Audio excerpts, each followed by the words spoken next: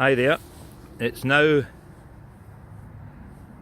3 o'clock on Armistice Sunday, 100 years on, 2018, and yes, you are looking at the grave of the great John Maclean, Scottish teacher, anti-war campaigner, peace activist, revolutionary, socialist, pro-independence, Marxist, one of the greatest Scots that has ever lived. The first thing you're probably asking is, why are you here? Very good, but why are you here on Armistice Day? For the simple reason that John Maclean was actually a casualty of the First World War. And basically he was killed by the First World War because he was buried here 5 years after his famous release from Peterhead prison, because in reality he never really recovered. He went in fighting fit, he went in a 39-year-old guy who was walked miles. Everyone commented on how fit he was. He was one of the fittest 39-year-olds in Glasgow. He walked like miles, 10 miles to get from his home in Pollokshaws to Glasgow University to do classes. He walked everywhere. He was about the fittest guy, as fit as a 39-year-old in 1918 could be. And by the time he got out of prison, he was a shell. And the one thing that everybody noticed the day he got off that train was, that's no the John Maclean I know. And I'm not saying he did nothing for the next 5 years, but it was a slow decline, and it was a tragedy, and he was a casualty of the First World War. They did him in, and we'll come back to that. So I'm not apologising for being here on Armistice Day, and that's what wars are like in general. They do a lot of people in, a lot more than the actual official casualty rates, and he's no alone. He's no alone. Just down the aisle here, I couldn't show you because I can't move the camera. In fact, I will. I'll just move it round. Just down the aisle here, I noticed. I'll try and get the guy's name. It's a Scots Guard. I didn't note his name. There's a Scots Guard buried down there in the Commonwealth War Graves official headstone, you know the ones I mean. And he died in January 1919, basically a good 2 months after the war. So he's another casualty that will not get a mention, or will get a mention, but you take my point.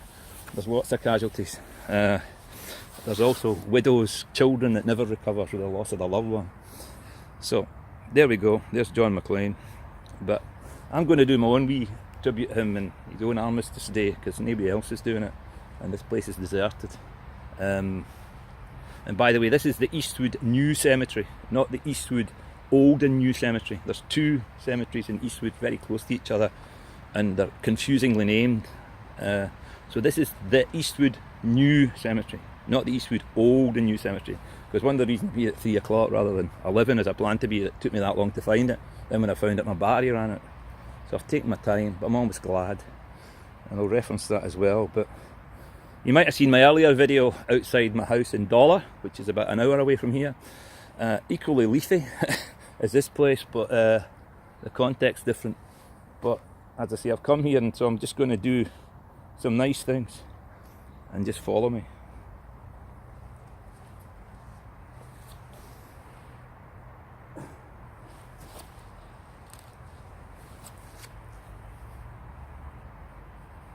I'm with you, don't you worry.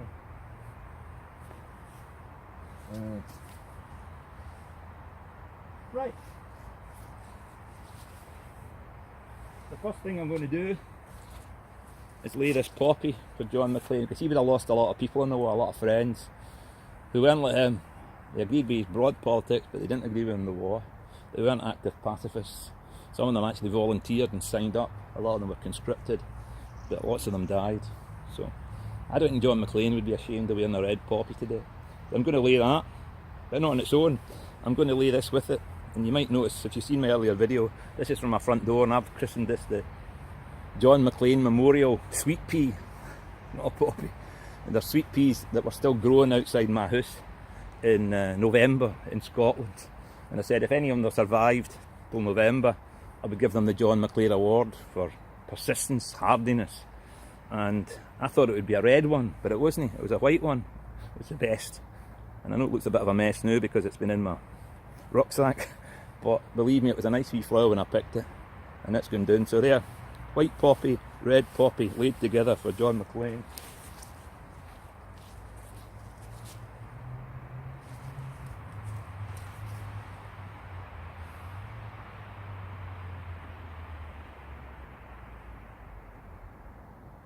And I've more, because poppies die And inevitably that little white beet pea will die a lot quicker than a biodegradable red plastic or paper poppy. So John's going to get the last, not laugh, the last say. Because I know ultimately he was more in favour of peace than in war, that's for certain. So these are, again, you might recognise them. This is from outside my house. This is a live plant.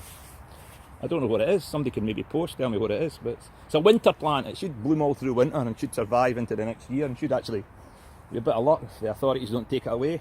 Stay here for a wee while. If you're here even in a year's time, you might see it. So this is for John Maclean, and this is an Armistice Day. This is the white poppy, as it were, but it's living.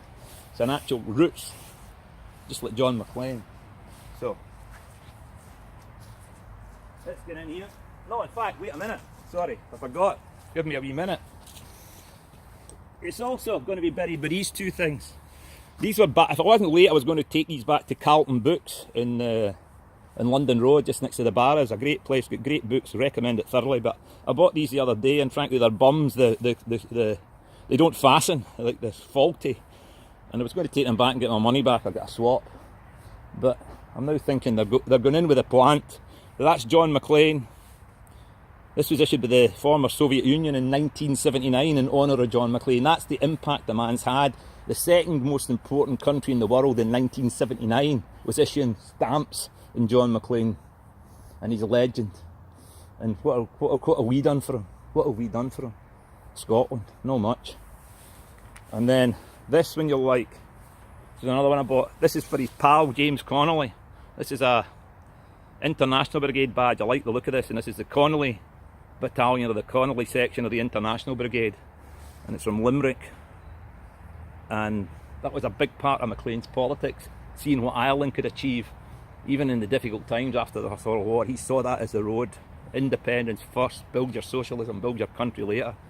And he supported all the Sinn Féiners and the radical leftists, and obviously he saw Connolly get killed in 1916. That's 2 years after, 2 years before he gets stuck in jail. And that's why they stuck him in jail. They were frightened of him becoming the Scottish Connolly, and that's also one reason why they let him out. They were worried that he would become the Scottish Connolly because he would die in captivity and become that martyr status. So they let him out partly because they almost killed him, to go back to him earlier, you know.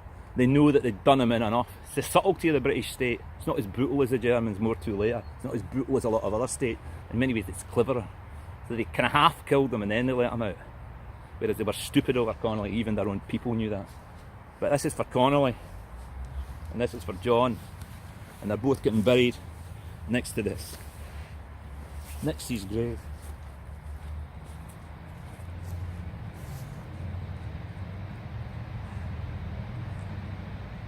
So Carlton Books, I will be looking for a refund, but I'm sure you'll be glad it's there. And go to Carlton Books, fantastic shop, need support.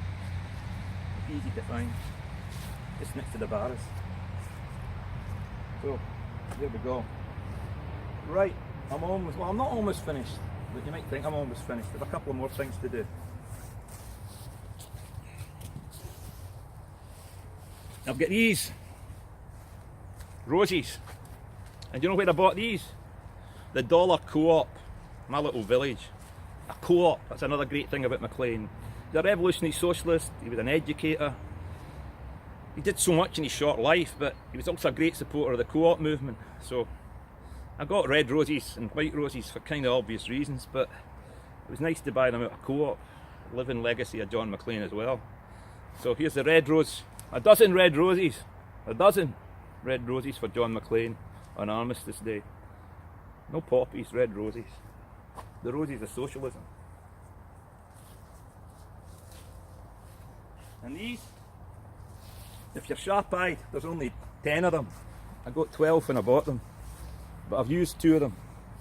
One's in my front door in Dollar, which you might see later, which has been added to the poppies that I put down, the 3 red poppies, or 3 red symbols, one for the Christians who fought, the majority obviously, one for the Jews, with the Star of David, and one for the Muslims with the Islamic crest. So these people fought too, and we forget that. And I mean, I've been at a lot of battlefields and it's very moving at the best of times, but the most moving I felt of anything was the Stars of David and the graves of German World War I veterans And you think that 20 years later they were either personally or their friends and family were being slaughtered by the Nazis, and they were the real people that fought for their country, whatever you think of the German cause. They were amongst the best soldiers, and Hitler knew that. That's how evil he is. That's how evil fascism is. That's why we need to be careful today. There might not be Hitlers in this world, but there's plenty of Mussolinis, and we know where Mussolini, who he helped. So this isn't just for John Maclean 100 years ago, this is for the anti-fascists today. It's also the White Rose of Scotland. It's not a white poppy. Because frankly there were no white poppies in Flanders, but I'm not being pedantic. There were plenty of white roses. This is the Rose of Scotland. Look up the McDermott poem. Good friend of Hamish Henderson. Another era, but basically the same guy. So there we go. Red roses, white poppies, rather white sweet peas, red poppies, and a new flower. Somebody tell me what it is. We're doing all right. Now another reason, that other thing about not being able to find the grave, my plan was today to come here at 11 for obvious reasons, but then be able to get in time to see Celtic play Livingston in Livingston on my way through to Edinburgh. I'm over later, but because I was delayed I never saw the Celtic game, so tough, nothing each, so doesn't sound much of a game. Well done Livingston, and I'm sure we'll drop a few points, but they're a decent side. But I'm meant to be playing there, so genuinely this isn't a stunt, this is true. I brought this with me, my Celtic scarf, which I always wear. I've worn for a couple of years, and I think it cost me a £5, so it's had good value, so I'm going to put that in his grave. Not so much for Celtic Football Club, but for the Scots, the Irish in Scotland. John Maclean was their greatest supporter. John Maclean realised that sectarianism had no place. It was just a tool, the establishment. Now John Maclean was wee free, he wasn't just proddy, he was wee free, he was proddy in background. He's right, and he realised what the upper classes and the Orange Order and these people were up to. And he never let sectarianism get in the way. And the Irish Catholics knew that. The Celtic supporters. He was their man. And do you know what I've been singing it? I wouldn't have been singing the normal Celtic songs. I'd have been singing a rebel song, a Scottish rebel song. The best Scottish rebel song there is. Hamish Henderson's John Maclean March. And it's every bit as good, it's frankly better than even the good rebel songs. And it unites people in Scotland. People across the world get the message. There's nothing uncomfortable about it, it's just good. So let's get singing that one. The Green Brigade, and the rest of you maybe know the whole of it. It's a long song. Learn a verse or two and sing it in time for his anniversary on the 3rd of December. And the details of that are all on our website or Facebook page. So there's the Celts. Oh, incidentally, I've just noticed that, I didn't even notice, to give it as a line here. This is also a Commonweal, current day Commonweal badge, all of us first. Great slogan from Commonweal. That is the philosophy of John Maclean, all of us first. No time for sectarianism. He'd even worked with upper class people. He worked with Stirling Maxwell, the laird of Pollock Park, who's also buried here. He worked with him insofar as he could. In fact, there's strong evidence that Stirling Maxwell so admired Maclean that he secretly gave him money for his campaigns and his workers' education courses. But as a toff and part of the establishment, you couldn't be seen to. So it was a hush-hush thing. So all of us first, even Stirling Maxwell, even the posh boys of Dollar, some of them would be on our side. And then this one, this is all genuinely, I wear this. This is my scarf. I bought that actually just outside Leeds, or in Leeds, when I went down to busk a Rod Stewart concert a couple of years ago. So the sharp-eyed amongst you will notice this is not the Maclean tartan. This is not the Wallace tartan, the Stewart tartan. Don't ask me which one. Hunting Stewart. It's a Stewart tartan. I was assured by the guy who sold me it. And I've worn that a long time. But this is for John Maclean, Highlander. He was a Highlander. This is why he was dangerous. I'm not being sectarian here. He wasn't a Roman Catholic who could be ghettoised, who could be just smeared by the establishment and shunned by Protestants. Not even bigoted ones. They just were uncomfortable with it. He was wee free. He was from the Highlands. He was a proddy. And he showed that it was dead easy to work together. And his father was born in Mull and his mother in Corpac, so he was an Islander and a Highlander, and he ended up in Glasgow leading the fight. So Rod Stewart, you're watching, or somebody get this to him. He wants another decent song to follow up his success of Grace. Do a Scottish one, Scottish-Irish one, a Highland one, the John Maclean March, or if you don't fancy that one, do the Mark McGinn song, the Ballad of John Maclean, or write a new one. But do something, Rod, and get your pals to join in. And you know who I mean, the A-line, the A-cast people, they'll get this song. So I'll put it there. And these are staying here, by the way, I'm not taking them away, so maybe they'll stay for a while, maybe they'll not. And that's about it, except those who know me will know I rarely go anywhere without doing a song, so I've got a wee song to be done, if you'll stay with me.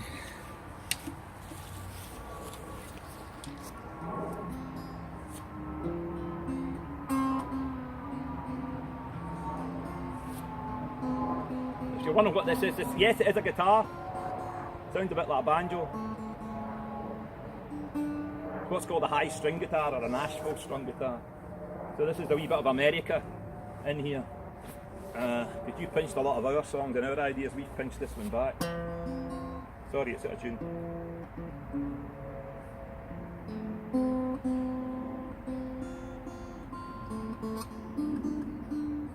Now, since I put my video up a couple of days ago talking about the Scottish folk revival, a couple of people, astute people, have said to me, we like your analysis and we kind of see where you're coming from, but what about Woody Guthrie? You know, 1920s. Well, fair point. But what actually happened with Woody Guthrie, and people like Woody Guthrie, particularly after the Second World War had ended and McCarthyism came in, the American establishment just shut them down, you know, literally. If you think they were brutal with the movie industry, a lefty folk singer literally get no bookings, literally they get chased out of town. So when I talk about a revival, well, there had been an earlier phase of radical songwriting being pioneered by Woody Guthrie and others, but they basically just get shut down by the American establishment.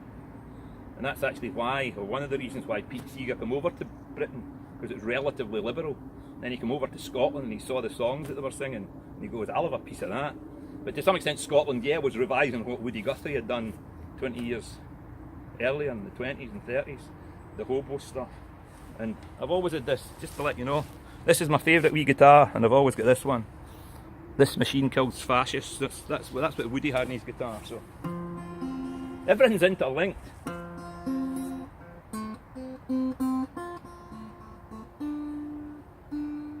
And that's as tune as it'll get. So.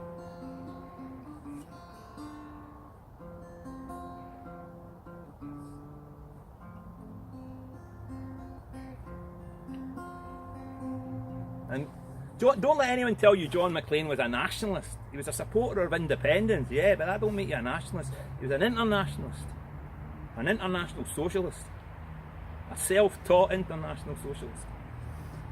And he was bigger than Lenin. In 1918, Lenin looked to him. He was bigger than Liebknecht. He was bigger than Rosa Luxemburg. He was bigger than all these iconic figures. He frankly was bigger than Connolly. I mean, Connolly wouldn't argue with that. I mean, Connolly in 1916 was just a kind of apprentice John Maclean in every sense. John Maclean was literally the man of the entire progressive revolutionary anti-war movement. And that's why they put him in jail in May 1918. That's why the treatment was so harsh. That's why they ended up doing him in. But as I said, the British state's subtle and more brutal at that time, probably still is, or certainly was. The German state, a thing called the FICO, there was a similar kind of Spartacus revolution in Germany, more or less at the same time, because Germany lost the war, so the state was more vulnerable. And there was a Spartacus rising led by Rosa Luxemburg, Karl Liebknecht, you probably know the story, or the bare bones of it. And this is a song about them. Kind of tells the story. Oh, I'd love to get this guitar in tune. Oh, there's one. Stand up and fight and fight. We have a Scottish setter. Stand up and fight and fight. We have a war away. Maclean. We have a score to settle for Rosa Luxemburg. This will be our day. We're not afraid of the way about a battle. We're not afraid, not us. 'Cause right is on our side. For Maclean, we have a score to settle. For Rosa Luxemburg, oh, this will be our bread. Stand up and fight. We have a score to settle. Stand up and fight. We have a war to win. Maclean, we have a score to settle. For Scotland's dominate, for this will be our pledge. For Maclean, we have a score to settle. For Scotland's dominate, for this will be our pledge. We shall overcome. Oh, we shall overcome. Oh, we shall overcome someday. Oh, deep in my heart, oh, I do believe. Oh, we shall overcome someday. Oh, we'll walk hand in hand. Oh, we'll walk hand in hand. Oh, we'll walk hand in hand someday. Oh, deep in my heart, oh, I do believe. Oh, we shall overcome someday. We are not afraid. Oh, we are not afraid. Oh, we are not afraid today. Whoa, deep in my heart, oh, I do believe that we shall overcome someday. Scotland will be free. Oh, Scotland will be free. Oh, Scotland will be free someday. Oh, deep in my heart, I do believe that Scotland will be free some. We shall overcome some. We shall overcome some. Shall overcome someday.